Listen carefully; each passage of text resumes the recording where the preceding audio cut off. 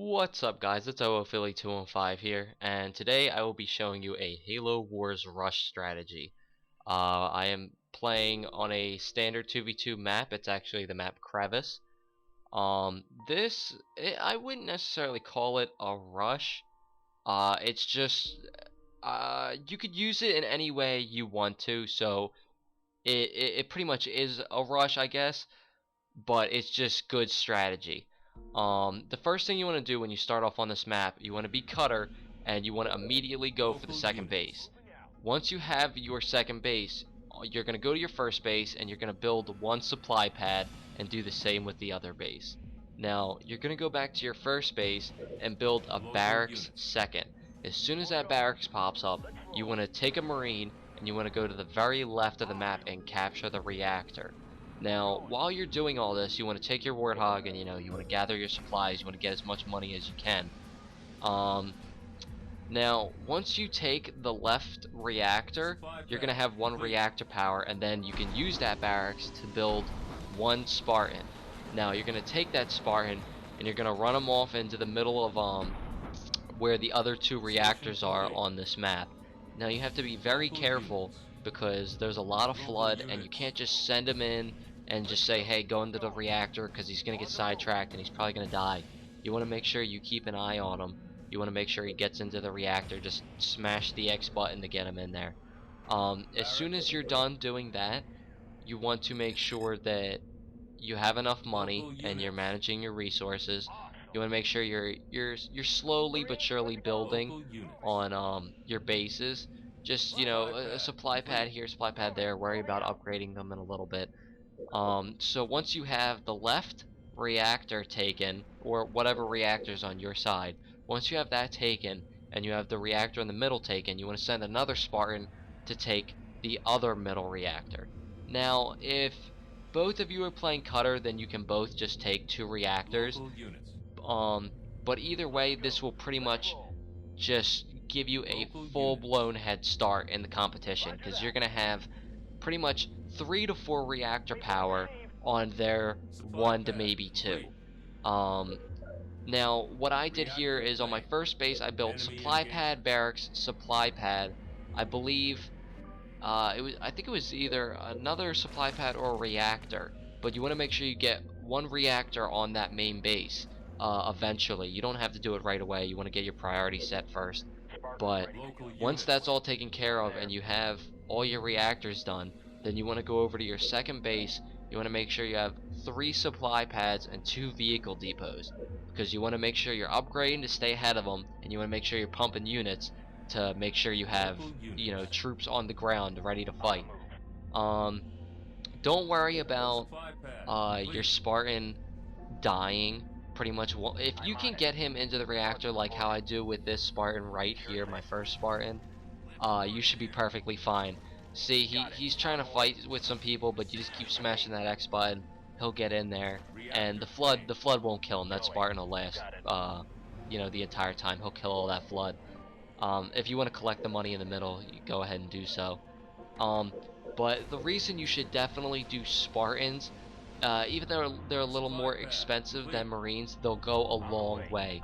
Later on in this actual video, the enemy, the yellow, the guy that's yellow on this particular board, he actually spent a bunch of money to send 3 Spartans down to one of those reactors to try and take them, and my one Spartan killed all 3 of his actual Spartans that weren't in a reactor. So it just shows how far just putting a Spartan in these reactors will go compared to probably just the normal Marines, because the normal Marine would have definitely died if you had put it in there. So pretty much that's just pretty much about it. You can pretty much go whatever direction you'd like. If you want to go air, you can do air, but this is just the general basics. I mean, of course, upgrade a supply pad, here or there when you have some extra money, but I would suggest you want to get your upgrades in. I have 4 reactor power now, so I go all the way up to power turret, and just pretty much roll with the punches. See what's going on scout them, see if they're making air, what are they making, and adjust accordingly to what's going on. Now, this is actually my friend Doomhammer that we're seeing here, and I wouldn't suggest going a full-blown rush to the point where if you lose, they could counter-strike, because, I mean, you never know. They could have all of one unit and you might have a bunch of tanks, which is why you should scout them, but God forbid, let's say you have a bunch of tanks, they could come in with a bunch of air as a counter-strike or something, and then you just lost the whole game. So what Doomhammer here is doing is he's not putting, I would say, all of his resources into the rush, but he's definitely not letting them get too cozy, I would say. But pretty much that's really about it.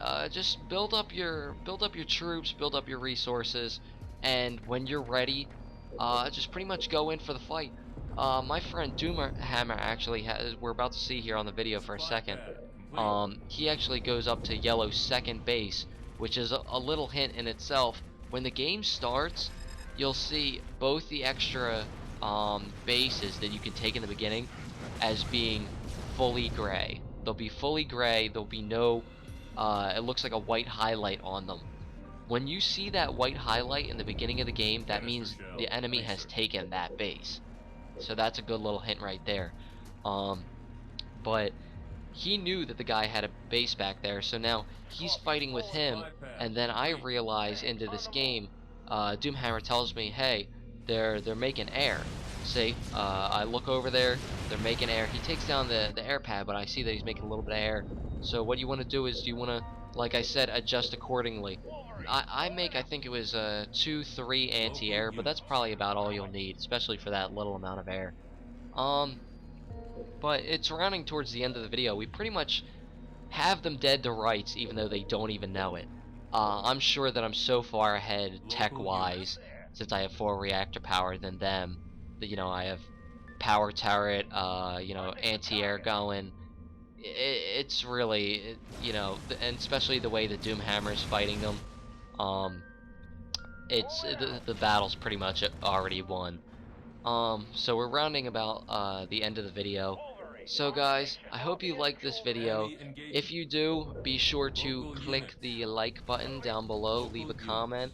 If you want to see me cover, something in particular on this game, or maybe show more rush strategies, if you guys like it, support me, tell me you liked it, you want to see more, and I'll get right on that. Shout out to my boy Doomhammer. His name's Dustin.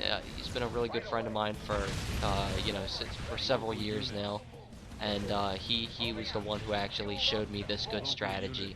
He's actually really good at this game, so if you want to check him out, give him a holler. Yeah, guys. Also, I will have the 00 Philly 215 watermark down in the right-hand corner. If you click that, you will go directly to my channel, where you can see more of my content, all my other videos, all the other games that I play. Subscribe. Alright guys, I'm just gonna show you the roundabout finish of this video. Alright, see you.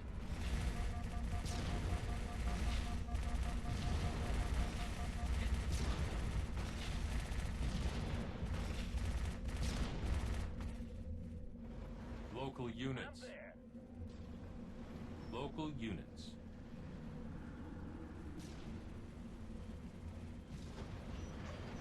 Local units. Moving out. Tank on the move. Your team is victorious.